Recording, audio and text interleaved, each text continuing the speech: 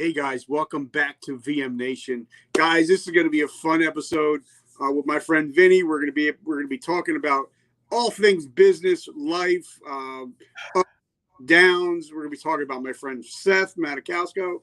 So, guys, if you've ever been down in the dumps, if you've ever lost anybody, family members, if you've ever been down in the dumps, and you want to know how to pick yourself up, this is the show that you need to listen to, because my friend Vinny has been in the gamut. He's been in the highs of highs and the lows of lows, but with God, he's turned his life around, and now he's changing lives as we speak. So I want to say thank you, Vinny.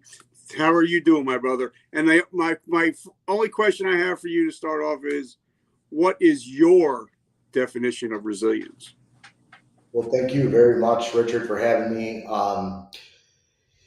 That's a great question, and I think there's so many different ways to answer it. But I think it sounds so funny and cliche, but you look at like the Rocky Balboa movies, and it's like the cliche thing to respond with, that like you just watch the characteristics of who Sylvester Stallone was and who he was trying to portray in those characteristic traits. And I think that kind of tells us a lot about what resiliency is. It's just, no matter what, if you have a dream, if you have a vision, um, that you have to do whatever it takes, that you have to maybe possibly sell your dog and rebuy your dog someday. You might have to, live inside of, a phase of your life of complete humility, live out of your car, live on, sleep on someone's couch, do whatever it takes, to travel along the journey, to,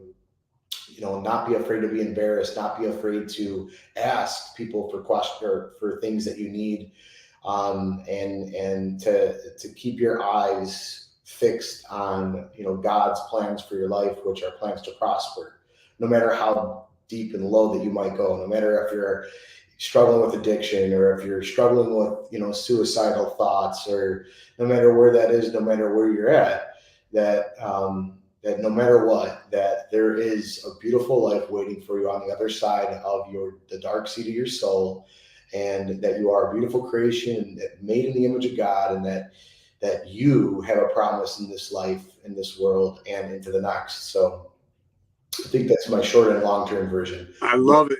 Now, I love people like you, people like Seth. Um, Guys, if you ever wanted to know anything about crypto NFTs, definitely check out the episode with Seth Manikowsko. Awesome. But, in a little bit, David Meltzer's coming on. And one thing I love about people like you, people like Seth, is, sometimes on social media, all you see is the high points. Yeah. You don't ever, so people don't like to ever talk about the low points. For me, I'm interested in your story because of the low points and how you've come back. So tell us a little bit about you. Give us a quick down and dirty. Where'd you grow up? What kind of little kid were you? And tell us your story. Yeah, absolutely. So I think we all like to think of our story as unique. But I'll give you my unique version of my story. I grew up with parents that were 17 years apart. My dad was a top producing new and used car salesman for Ford, for a Ford dealership in Chicago.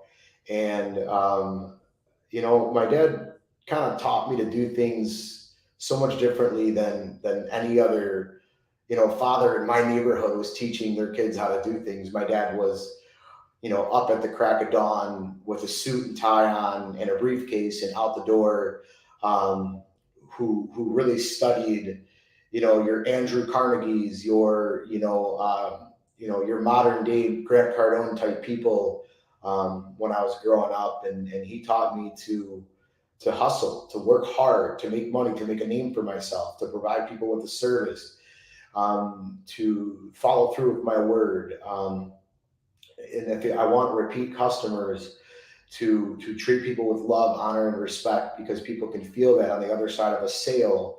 Um, and my mom, on the other hand, her family owned the car dealerships. So they were a large conglomerate auto group out of Chicago. Um, and within family businesses, there's always drama and, family feuding and stuff like that. So a lot of um, those different nuances in my life really led me to, I believe, just an insane amount of education on like so many different levels, from spirituality to business to sales to just all kinds of different stuff. And out of my three brothers, I ended up being the most like my dad. A rescuer, someone who was just very aggressive in a way, in a good way, very aggressive towards business and life, and just not willing to really let go. Like once I latch on, like that's it. Like I'm a fighter. And so um, I'm very thankful for what my mother and father provided me in their own little version of life on this earth in the short, I mean, in the decent amount of time that I had with them. So, All right, so now let me ask you, because a lot of people, I'm a history buff. I love talking mindset, and a lot of people talk about Napoleon Hill, but I wanted to know where he got his knowledge from. So of right. course I had to go back and study, Mr. Carnegie and what he did to get Napoleon set up. So, what was it like being a kid where other kids are probably looking at baseball cards, and you and your dad, you're talking business, you're hearing business, you're here. It's a different dichotomy, when you work with somebody in a family that owns businesses, it's a different, I don't want to say dialect, but like a billionaire once told me, the only difference between a rich person and a poor person is the way they talk. So now talk to us about what that was like. You come home and you're hearing all kind of Andrew Carnegie and books, and you're learning about sales. And then you go into school and people are talking about, baseball and football. So it must have been a different kind of construction in your life, right? Yeah, absolutely. I mean, baseball and football, I can relate to just alongside of the same thing as the self development stuff, and I try to incorporate that a lot into the baseball and the football, so I wasn't too like put off to the side as the black sheep. So that was a huge part of my life. I tried to kind of incorporate both of those together, but it was different. Like my friends' dads would work 9 to 5 at a factory, or my one friend's dad was a painter. Like I had a lot of what they said on the other side of the tracks, friends, people that were doctors. So yeah, it was, I mean, my dad wasn't around a lot because I did play baseball, I did play football, I was an athlete. So my dad wasn't around a lot to be able to give me that certain attention in the athletic part of my life, or in the time part of my life where I might have wanted that. You know, but I look back now and I'm really thankful for now knowing what I know now. I look back at like, wow, like during that period of time when I was a little bit hurt, by the fact that these kids' dads were there and coaching them, and my father was working hard, and um, with all due love and respect to my mother, and I contribute a lot of this to PTSD and uh, um, mental illness. So I feel comfortable talking about it because I believe that we can make good out of it. But my mother struggled. My mother struggled with alcoholism, and my mother struggled with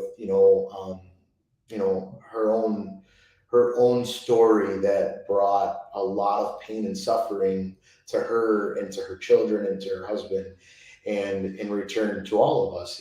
So out of so much love and respect for my mother and what she had to go through and suffer through, it's my um, it's my goal and it's part of my inspiration to help other people recover, other people change that earlier on in their lives so that they don't have to go through that or bring their kids and their husbands through that and stuff like that. So, One of my favorite scriptures, and I read it before we got on, was, what is it for a man to gain the world but lose his soul?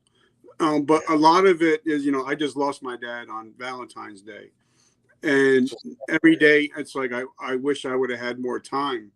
But it seems like I'm noticing, because we're in the entrepreneurial space, you see, people talking about, I'm not going to say who, because I'm not about to get sued by anybody, but they're always talking about hustling, grinding, you know, 24 hours a day, 7 days a week. And for me, like, I do everything by a scheduler, yeah, but I schedule in time to be a dad. yeah, I schedule in time for my daughter's softball, whatever he's got going on. I schedule to make sure that their priority, like in my life, my priority is God, family, business. Other yeah, than that, if it's not part of the three, it's not really going to happen. So talk right. to us about, some of the things you've learned and what you're taking from, now, not having your parents anymore. What are you taking and using for the positive instead of the negatives? Yeah, that's you hit the nail on the head. I'm so big about those three themes. Those are my three as well.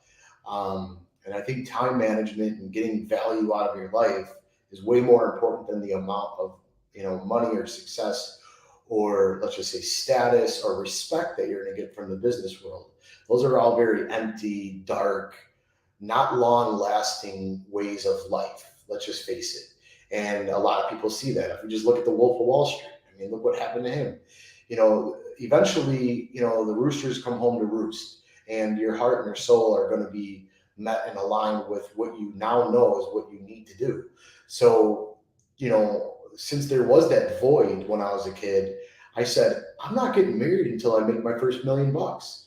And I literally went through hell getting to that point, but I got to that point, and then by the grace of God, I literally met my wife like as I was just becoming like this success story, and um, I was able to take off work for over a year and a half, and I just recently got married 2 years ago, and right during COVID, and we conceived our daughter and then hurried up and conceived our son. So we've had kids back to back over the last couple of years. And I've been able to spend tons of time with them because I spent all of my 20s. And I know not everyone has the luxury of doing this, so this is my own version of how I countered what I had to kind of you know dislike about what I went through as a kid. But yeah, and that has worked, and it's given me freedom because now I have a little bit of a nest egg and a net worth and a network, very importantly, without having to struggle much to get here and to or for, while my kids are already here, I don't have to struggle much. I have a little bit more time. I have a little bit more of a network. I have a little bit more of a net worth than the ideal 34-year-old at this part of my life. Um, so yeah, I mean that's kind of what I did to overcome that. Was I went out and did everything I could to make that first $1,000,000 and gain my network before I started having kids in the first place and got married. Because I put out a post on LinkedIn. As you know, I'm very big on LinkedIn. And Yeah, it seems that entrepreneurs and high achievers have a very high depression, anxiety, and suicide rate. And I yeah, think a lot of it, because I believe, what good is it to have the pool, to have the Lambo, to have the yeah, big house, and then you go home and eat at the kitchen table by yourself? What good is right, it to have all that stuff if you don't have anybody to enjoy it with? And it yeah, seems like, and even with health, we're going to talk about that too. That without health, there is no wealth if you're not yeah, healthy to enjoy it. So talk right, to us about, I know you're a 34-year-old man, but you had your dad that was, so much older that imparted those wisdom to you. So talk about that, to being a 34-year-old man that has the wisdom of a 54-year-old man. Well, I appreciate that, and yeah, it's sometimes it's hard to be like I'm misunderstood sometimes because I feel like I don't always fit into my generation. I feel I might look that age, but I feel like in a different part of my being a little bit older. So thank you very much. I take that as a compliment. Um, yeah, honestly, at a young age, I dealt with anger because I think that alcoholism in the home and abandonment and things like that. And um, I fought. I got in street fights. I found fights. That was the way of me of letting some of that out and dueling and letting that out. And thank God I never really hurt anybody or ever got hurt. But I did get hurt one time in my early 20s, and I ended up in the hospital, and that really scared my mom and dad, and they're like, come on back home to Arizona, because they retired to Arizona. But my health, it's always been a part of me, even at 16, 17 years old, because I wanted to be an athlete. I mean, I was a decent athlete, but I wanted to be an athlete. So I love to lift weights. The effect that had on my, I guess you can say, anger or depression or bipolar or emotional distress or whatever you want to call it, it always made a huge impact on my health. I was always someone that was very cautious to take any kind of mind altering drugs from a doctor. So I kind of taught myself at a young age, with my father actually, taking vitamins every day. Um, I learned, I've learned so much about health, especially in the last couple of years since COVID. It's all emotional. Our health, our response, the body responds strictly based upon the emotional response from our life. And, you know, um, we're addicted to either, sugar or alcohol or some kind of drug because we're trying to fly away, the flight response, Yeah. what we're not happy with in our life, what we're unsettled about, or what we're hurt about. And so, it's just, I think emotional and mental health is actually more important than physical health, because you can't have physical health without emotional and mental health. Yeah. You can't. Now I agree, because now I've been in recovery 33 years. I've been sober and clean without anything since New Year's 1988.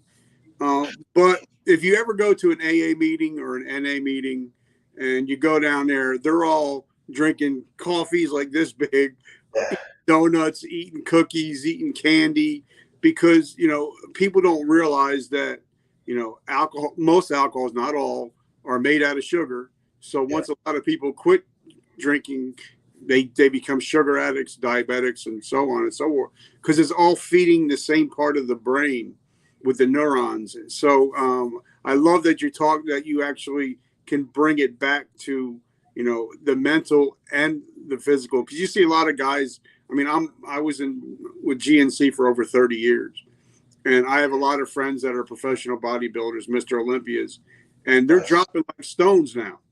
I mean, they're dropping at 34, 35 years old, and they look great on the outside, but their body's messed up with the inflammation and taking Right. all the other recreational stuff. So, but a lot of them, you don't really hear athletes talk about the mental health.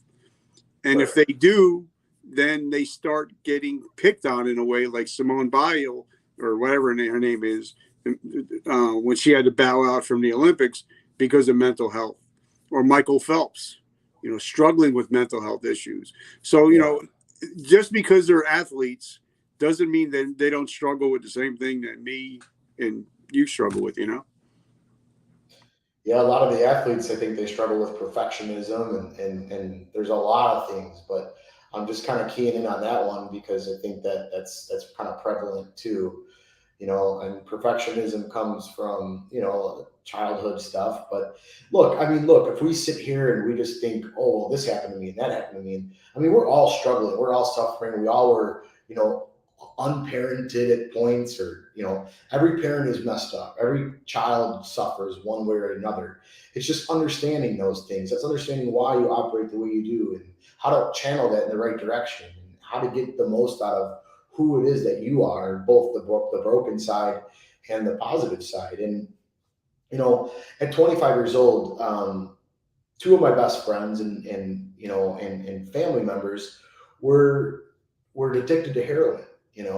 And and I want to talk a little bit about this because not only am I going to talk a little bit about the heroin thing and the epidemic that's going on, and it's been going on for a while, but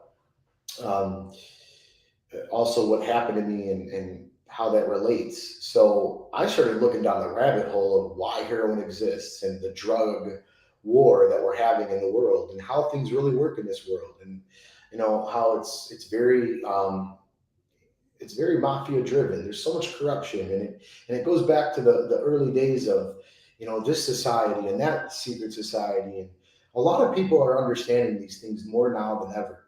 And so not only are we suffering with heroin addiction, but there's a lot of people that are suffering with paranoia, with all kinds of different things that are stemming from all the information that we're starting to understand about humanity and the way it really works, about how things work behind the scenes, and how there is a lot of secrecy and there is a lot of corruption. There is a lot of satanic evil on this earth that exists and that is very right next door-ish, which you don't understand and realize because it's kind of hidden from you on purpose, and symbolism is used, and this is all just what is done in the dark, from what I would say is a very satanic and dark evil forces that are kind of all over this world and have been forever and have been since the beginning of time. But sometimes when you start to uncover like an onion, you peel back the layers of this information, you realize that a lot of men and women are suffering because they're starting to learn a lot of these things online, and they're like, wow, like this isn't the world I thought I lived in. So when I was 25, and everyone who I knew was doing heroin, and I'm this like rocking, just just gym rat, loving health, loving God, loving inspiration kind of guy. And I'm like, I can't find like a good friend or like a good family member that's like someone I can relate to. And I'm like, why is everyone like this?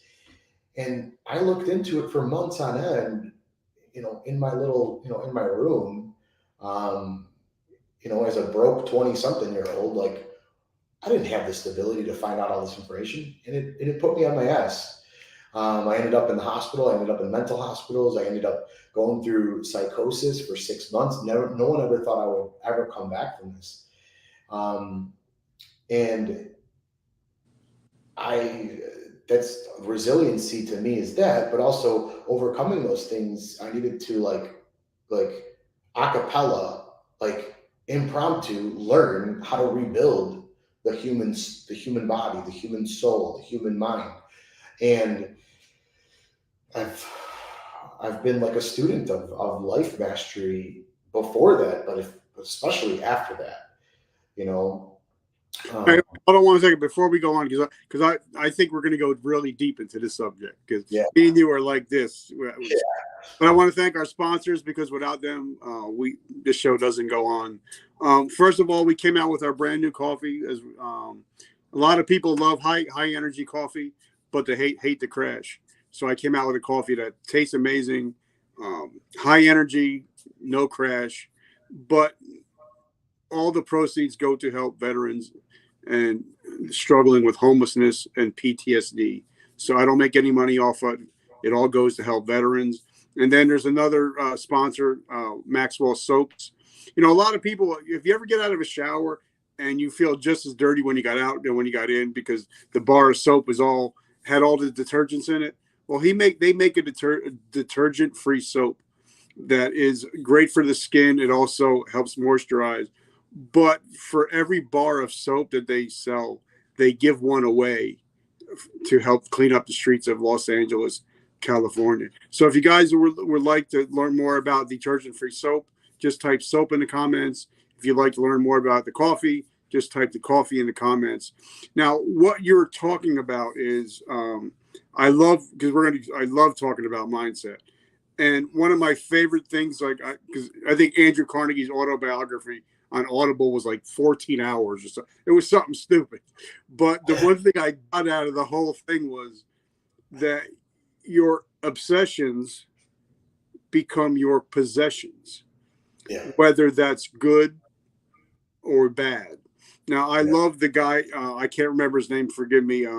He coached Michael Jordan. He coached Kobe Bryant, and he talked about how, you know, life is like your Facebook feed. Whatever you like it's going to show you more of. Yeah. And if you want to change your life, go to your Facebook feed, and for the next 30 days, heart and like nothing but positive stuff, and you'll see nothing but positive stuff. That your obsessions will become your possessions. And like Ed Milet talks about, which I love him, his new Audible book comes out. I already pre-ordered it. Right. He talks about the reticular activating system in the brain. That whatever your mind starts looking for, it will find, Yeah. whether that's positive or negative. So talk to us about how you started taking a deep dive into mindset. Yeah. So, really a lot of that same stuff, the RAS and Ed Milet, people like that, Grant Cardone. I think Grant Cardone really helped me realize that, this mindset thing isn't just BS. And what I liked about what Grant did was he kind of put it into a philosophy that you can understand by just saying, like, if you've done 50,000 in commission, 10x your goal, Yeah. because 10xing your goal and understanding the plan that it takes to make 500,000 in commission, at least you'll fall on the $250,000 in commission, right? Because if you 10x your goal, you 10x your stretch, you 10x your action, you 10x your. So I took a lot of what Carnegie did and a little bit of what Grant did, and some of the neurological things that Ed Milet's talking about. Yep. I started to put them, into context and actually write. What I like to tell a lot of my friends and family or people that are working for me is, if you're not writing it down, it ain't gonna happen. And if so, you're writing down, yeah, right. Yeah. It's, what's crazy, Richard, is like, if you look at all this, like the scripture or just ancient artifacts, like you look back at civilization and a pen and a paper, or obviously back in the day it was different, but etching something is real. Yeah. If you don't etch your thought process, your life goals, your mission into the paper with the pen, it won't happen. And if you do, it will happen. So being relentless about that is part of your life. Waking up early in the morning, taking that cold shower that Ed Milet talks about, writing down 10 things you're grateful for in a mission statement. It's really because at the end of the day, we're not robots, but we're kind of like robots in a way, because we have these minds that are really very easily swayed in a lot of different directions. Especially my generation, millennials, we're very hyper and we don't have much of an attention span. So, rewiring this brain comes down to, having that system in place every morning when you wake up. And so, that system is what helps me stay on track. But, diving into things like, I have some books right here. This is something I did. It's a children of of alcoholics, Yep. adult children of alcoholics. This started Yep. to help understand how to reparent the wounded child in me. So Yep. there's the big Vinnie, and then there's the little Vinnie. There's the big Yep. Richard and the little Richard. Yep. And so a lot of these things, when it comes to mindfulness, in psychology and Bob Proctor stuff and John D. Martini, and understanding fight or flight. Because after I went through all that stuff when I was 25, fight or flight was my response, and has pretty much been my response for the last 7 years, what has it been, 9 years of my life. And, that saying, get rich or die trying, that's what I did. Like, after I came back from all that hospitalization and all the mental stuff, like, my trajectory just went like this. It was like that needed to happen, because then I was broke, flat broke, living at mom and dad's house. Then all of a sudden I get out of there and I'm making 60 grand a year. The next year I'm making 100. Then the next year I make 200. Then both of my parents die. So there was that flatlined area of my life where I got hit and knocked down again, and I went to zero. All the assets I had, the money I had, went back to zero, because I dealt with my mom dying in July from cancer, and then my dad dying 3 months later, and then me not having any family, any friends around to help take care of the house, and my brother fighting an addiction, a heroin addiction, going missing, and I couldn't handle it anymore. You know what I'm saying? This was in 2016. I have never been a quitter in my life, and I wanted to quit. I wanted to give up. It was so hard to see the light at the end of the tunnel. I just started to recover from this mental thing. I started to lift myself up, and then boom. So, I mean, All right. So yeah. let's talk about that, because I found, and let's forget this, I used to hate Grant Cardone, and I never knew why until I read I listened to one of his interviews, and he was saying that, he was addicted to for drugs for 10 years. And that when he got clean, the first thing he did in the morning was go to a meeting. Last thing he did before he went to bed was go to a meeting. And during the rest of the day, he would be studying nothing but mindset and sales techniques. And now I love the guy, because now I get it.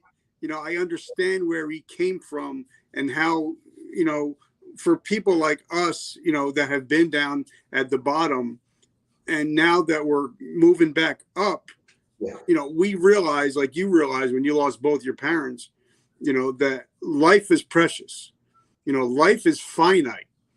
And I want to make a big impact as I can while I'm here. And I think there's a lot of people out there that never hit bottom, that they are just going about life and not realizing that, every day is like $1. Once it's spent, it's gone. Yeah. So, you know what I'm saying? So, that's one thing about you, I love about you, is like, you want to get it all. You want to make an impact. And people like Seth and David, they're along the same mindset. Also, like Ed and Andy Frisella, we all know that we have a finite time. Yeah. We want to make impact. Yeah. Yeah. Get your job done while you're here, because you ain't here for a long time, and people need you. People are, burning in a fire right now, and they need you. I always want to kind of be a fireman, but my dad's like, oh, don't be a fireman. Go be a car salesman, or go start a business. But I think, that is in us as men, a leader of men, of a lover of your fellow community and your ancestors, really. Like, that's your, we're all kind of like, you link us back to Noah, and we're all kind of related one way or another. So, that doesn't mean that we're all going to get along, or, there's not going to be war between us all on this earth. But yeah, and that's the thing. I was obsessed with, how do I fix my brother? How do I fix my friends? And then I ended up getting sick from it. So that taught me a lot too, because you can't fix anyone that doesn't want to fix themselves, right? But like, man, I want to go like take down every freaking drug cartel. And like, I was like willing and crazy enough to think I can do it.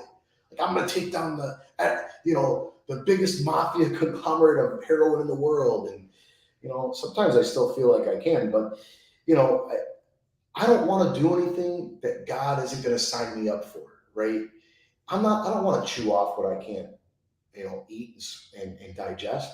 And I'm also learning about that because sometimes our ambition and our emotion is great. That passion is from a great place.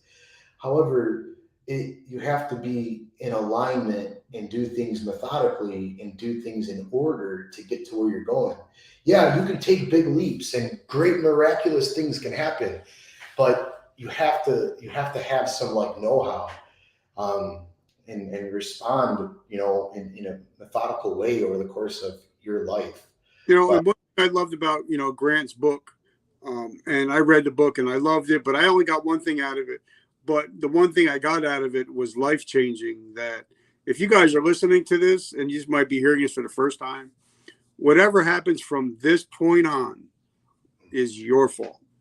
yeah, Whether it's maybe what happens to you isn't your fault, but how you react is your fault.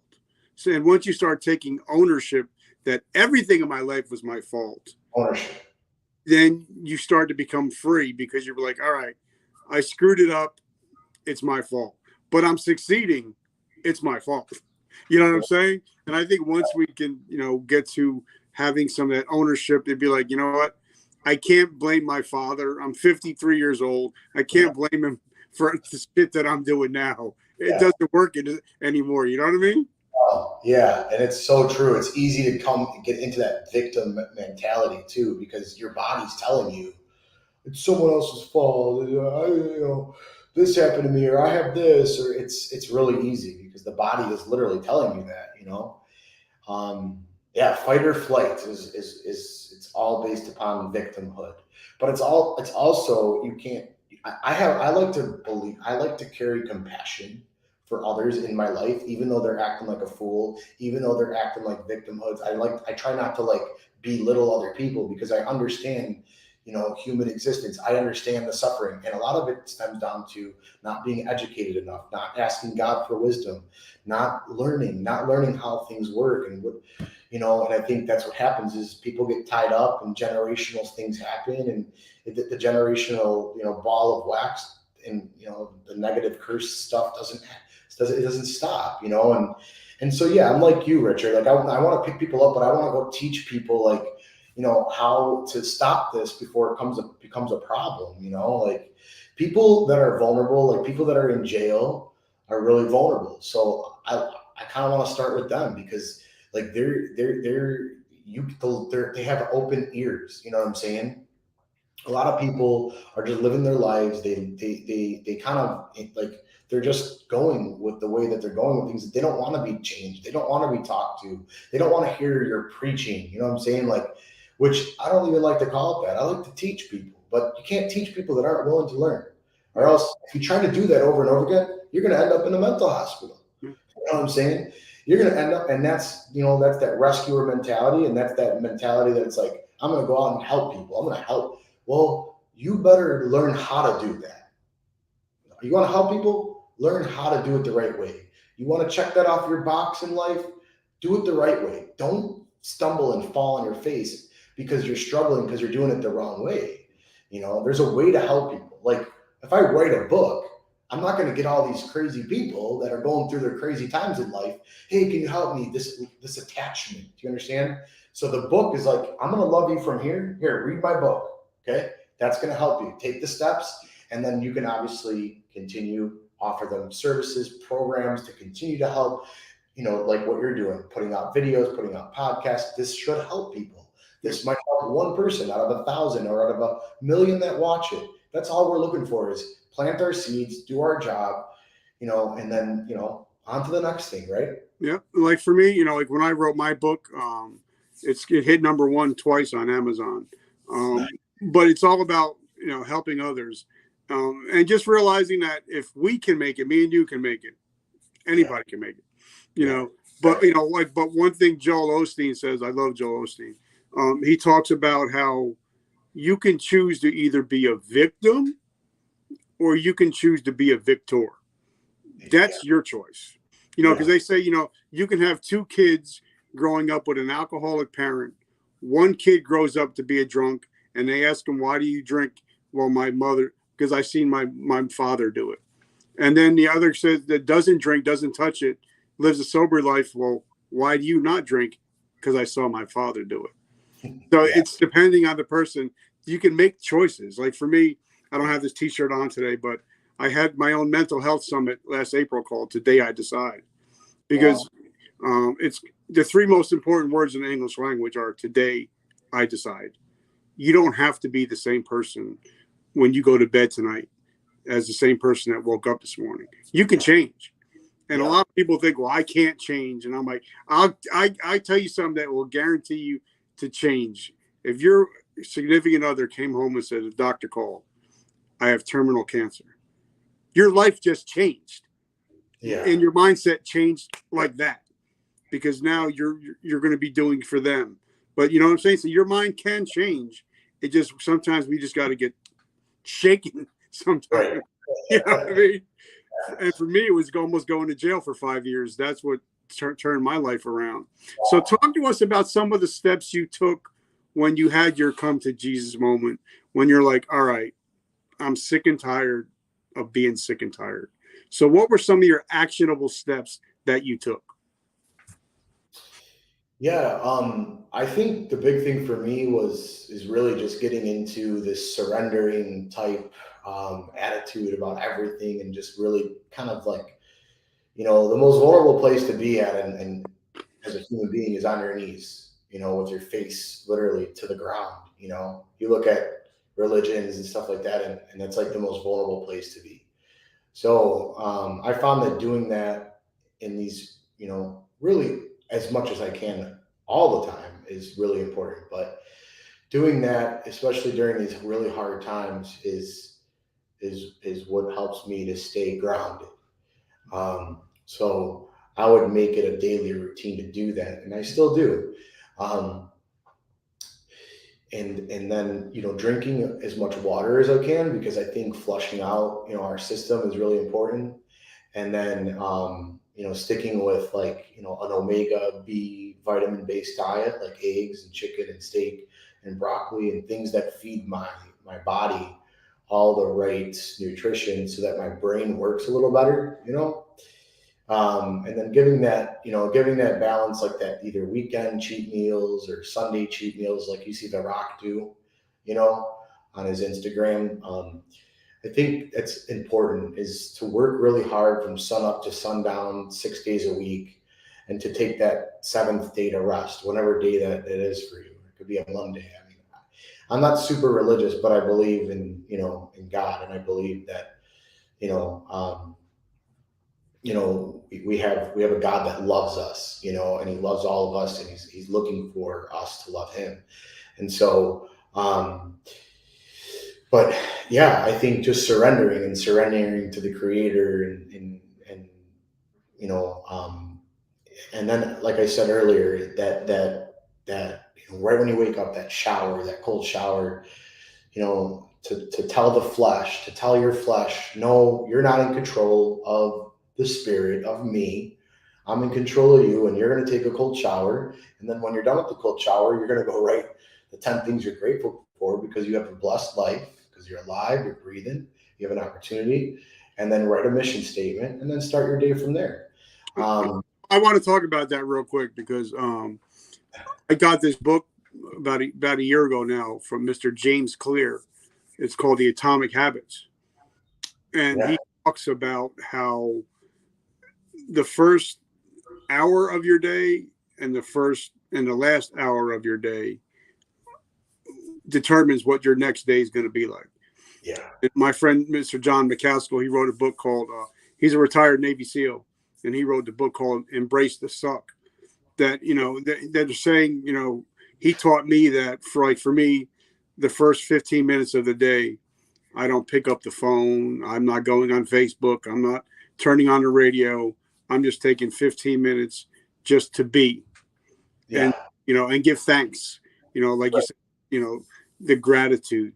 But he also said that, what you do in the morning and what you do at night, like your rituals are what's going to make your next day.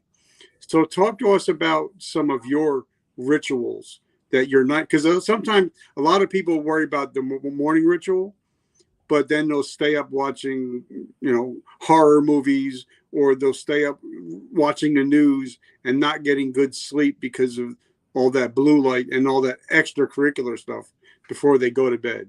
So what is your evening and morning rituals like? So yeah, the morning is usually that, getting down on my knees in my face and just crying out and really just pouring out to God. Not always technically crying, because not every day is a day to cry, but there's those days that come too. But yeah, every day is just getting on my knees and getting on my face and just calling out to God and praying and knowing that I'm making sure that He knows that I love Him, and that I know that I got to stay grounded in Him and stay humbled in Him, even though sometimes I'm going to feel like I want to take it on myself. So that's a surrendering part of my life. And then I move into that cold shower, and that just really kind of puts the body into that context of like, no, like the spirit is in control of the body. And then I go into the 10 things I'm grateful for, the mission statement that Bob Proctor talks about. That 10 things you're grateful for, a mission statement, is very important. And then I really kind of start my day. And then to wind down, I do my to-do list, and I do like a daily devotional, or my wife and I read some scripture, and try to really kind of end it with my wife as a huge part of my life. I think if her and I are not right, then nothing's right, because we're one flesh. So,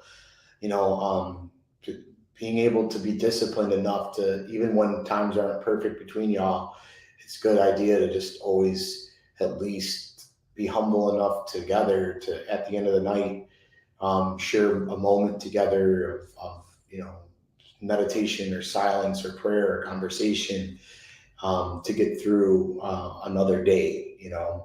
But I'll be honest, Richard, it is a struggle to stick with the routine. It is a struggle to stick with the ritual. There's been times in my life where I couldn't stick with the ritual to save my life. And there's been times like lately that I've been, right on target. But, we get hit with stuff like COVID, and we fall into different bad habits and things like that. We're all human beings, but the main goal and the main motto is that you have those non-negotiables that you do. Because when you were talking earlier, I'm like, and obviously I know this is like kind of like common sense once you start to really understand the mastery of self. But it's like, it's control, right? If we're not in control, then something else is controlling us, whether that be, like you said, the news, the government, the corporations, the sugar, the drugs. It doesn't matter. All those things are meant to control you. They want something from you, whether that be, your couple dollars a day, or your $100 a day, or whatever it is, or your eyeballs so that they get viewers like TV. So many things want to control us. And you have to be smart enough to realize, be wise enough to realize that, hold on, I'm in control here. This is my domain. The circumference around me is my domain, and I have control over this flesh body that has absolutely no power over my spirit. My spirit is this infinite creation, and there's never been another me, and I'm here to do a duty, so get out of my way. And people have to realize there's black and white magic all around us, trying to control us, trying to, center us to be where it wants us to be, Yeah. right? And so, yeah, I think control and being a warrior and being a fighter and being either a boxer or UFC fighter, the main thing to know is that you need to be in control. You need to be in control of your body. You need to be using fundamentals that help you to navigate through the battle, through the war, or else you ain't getting through it. Yeah. You're gonna get, And I've talked to a lot of high achievers. I've talked to athletes, to entrepreneurs making billions, and and when I tell them this, and I say, because I hear a lot of people, they say, they talk about, Well, I pray every night before I go to bed. And then I ask him, do you pray for the person that's beside you? Yeah. Do you pray for your wife? Do you pray for, like I'll touch my wife's head. She's sleeping. She doesn't have a clue. And I Yeah. just pray for my wife, Right. and I think a lot of, because one time we were having a discussion. She was having a rough day, whatever it was. And she said, you're out here helping the world, but you're not even helping the person that's sitting across the kitchen table from you. And it Wow. kind of really got me to like, you know what? Maybe I need to start from my house on out Amen. instead of my out coming into my house. So I think Yeah. that sometimes we have to really, become a protector of our home and our wives and our children before we worry about the outside world. You know what I mean? Absolutely. No, Richard, you hit the nail on the head, and yeah, it's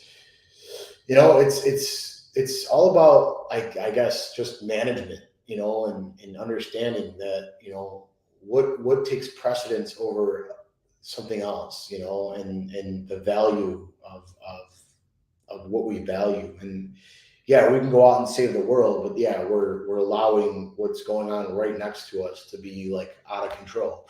So no, I know, and I struggle with that, because I'm new to being a dad. I'm in it. I'm 2 years into it. I love it. It's amazing. It's the best gift that God's ever given me in my entire life.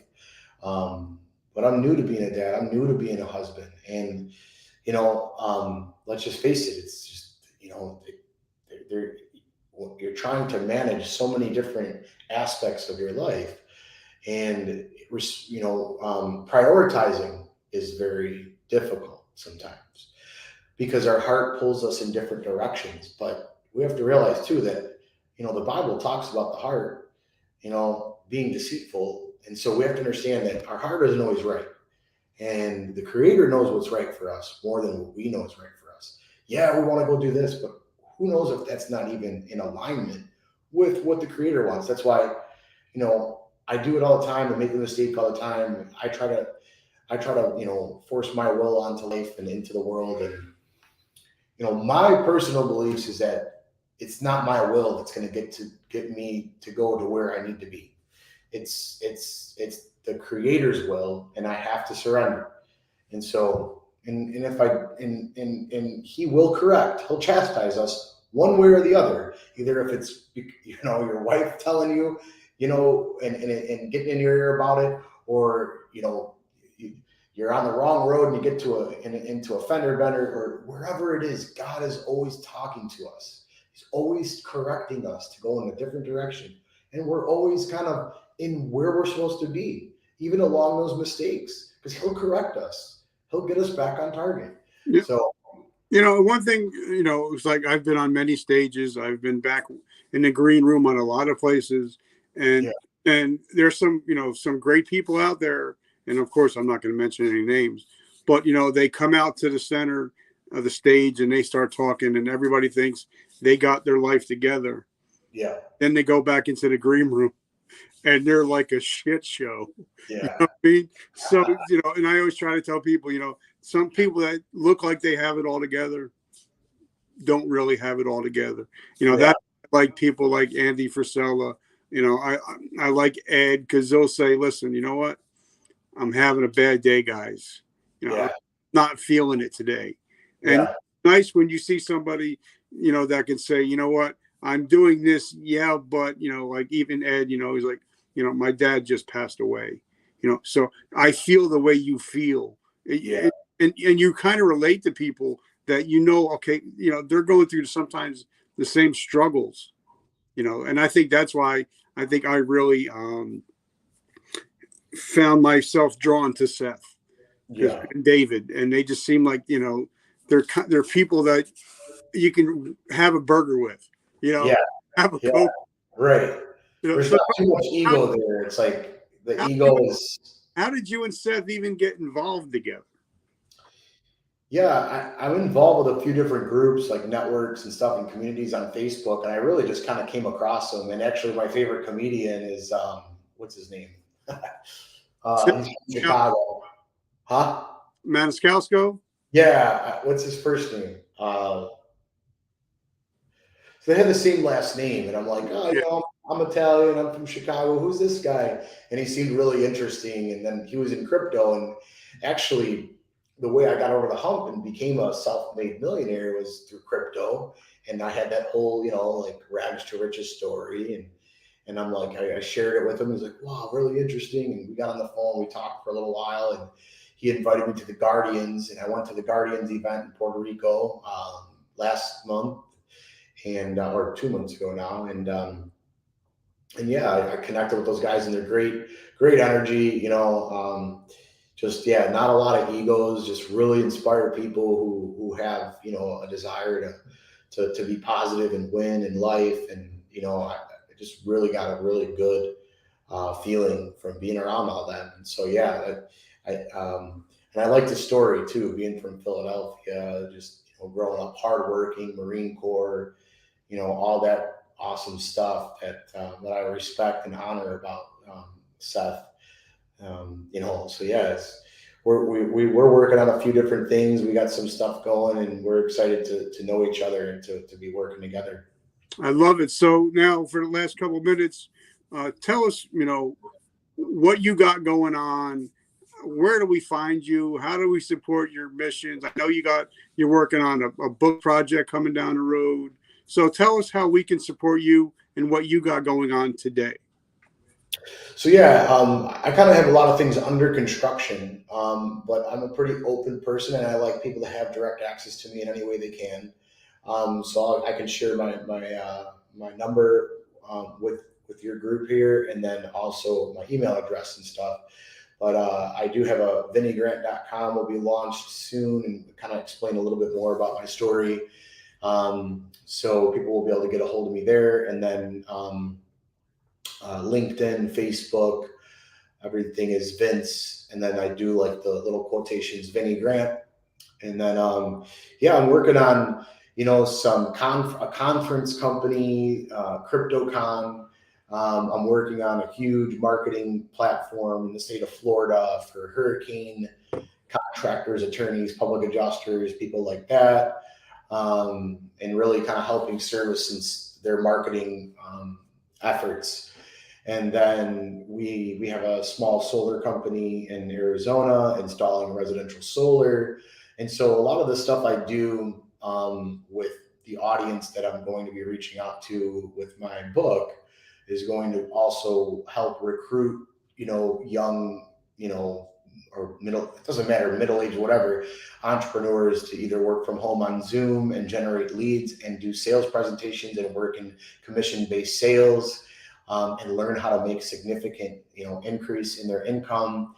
And so, yeah, we there's just like this whole ecosystem of things that I'm working on. And yeah, I can share my number. Do you want me to share that now, or do you want me to put that in the chat? In the chat later. But now, like Okay.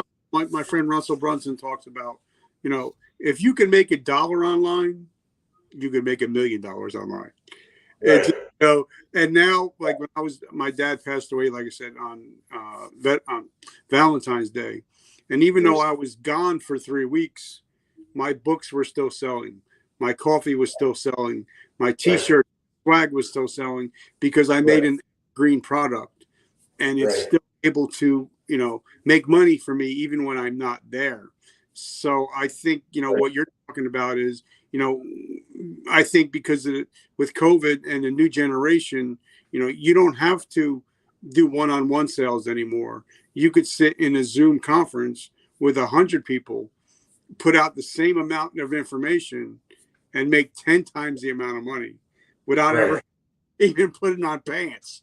Yeah. It's like the golden age for people like us right now. Yeah.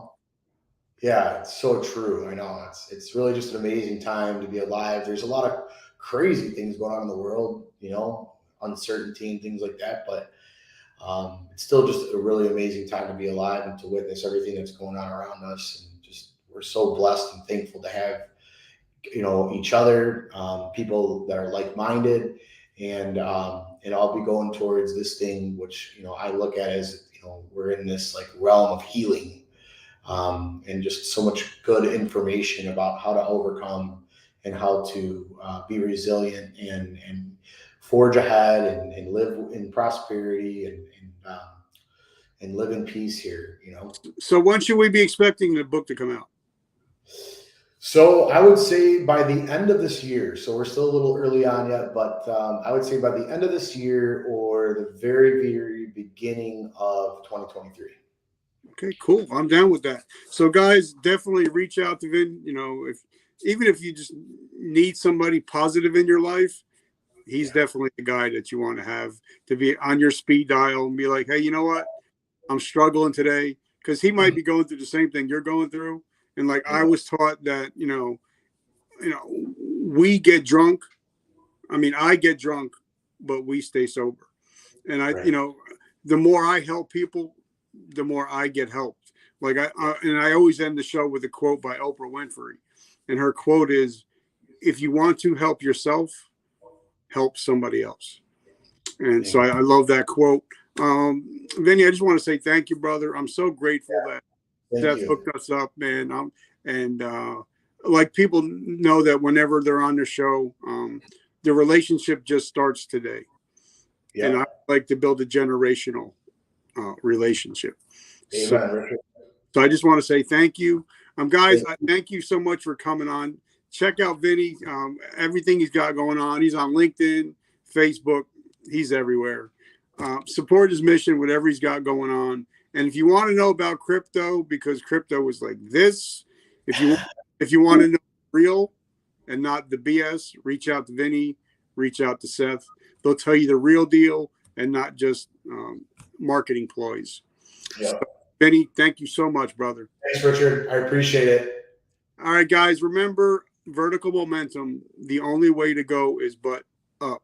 Make sure you smash that subscribe button and leave a comment for Vinny today, and I'm sure he'll get back to you with the comments. All right, guys, I love you, and I'll check you out next week.